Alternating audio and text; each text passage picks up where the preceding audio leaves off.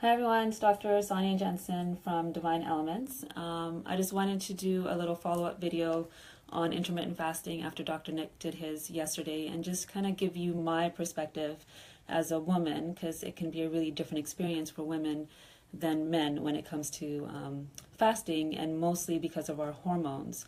So I just started back in November, and I was really hesitant in the beginning because any of you moms out there, if you've breastfed before, you know that insatiable hunger, and it's really scary to not feel like you're going to eat breakfast or a certain meal. And so I started back in November, and now I can't go back. I don't eat first thing in the morning, and I have a really short window of when I am eating, and I actually feel a lot better. I'm not nursing anymore, so I think that's one of the key things, to really listen to your body. Because you'll probably go on Dr. Google and search intermittent fasting in women. It'll give you a lot of information saying that it's actually not good for women because it messes with our hormones. Because as soon as we feel hungry, we're increasing those hunger hormones. And as soon as that happens, there's a whole emotional component to it when it comes to food and women, because we have a real relationship to it. So as that's happening, it's really important to tune into your body and listen to what it's telling you when it comes to fasting, and really go slow.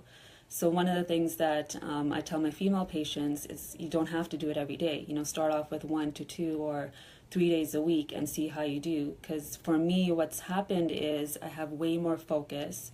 I had way more energy because now I'm not focusing on digesting food, but I can actually use my body's energy to heal. And one of the things that I really needed to heal for myself was my skin, and I'm finding it's giving me profound results just by doing the fasting.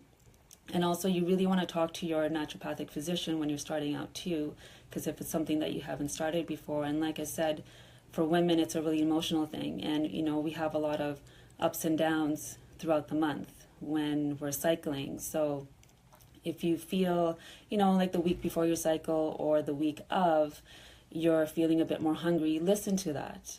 You may need more carbs at that time. And, carbs don't necessarily have to be the bad stuff. It's not the white bread or the processed things. But for me, for instance, it's yams, like eating more of those root vegetables or starchy vegetables that can really satiate you. And I've noticed for myself, a week before my cycle, I do need to do that. I need to listen to that and not fast every day. And just a few weeks ago, or last week, I started doing the 5-1-1, where I'm intermittent fasting for 5 days. I do a 24-hour kind of a fat fast or water, and then I'm having a carb day, the party day. And again, for me, carb doesn't mean processed foods, but it means really whole, nutritious vegetables and starchy vegetables, like yams, because that really satiates me.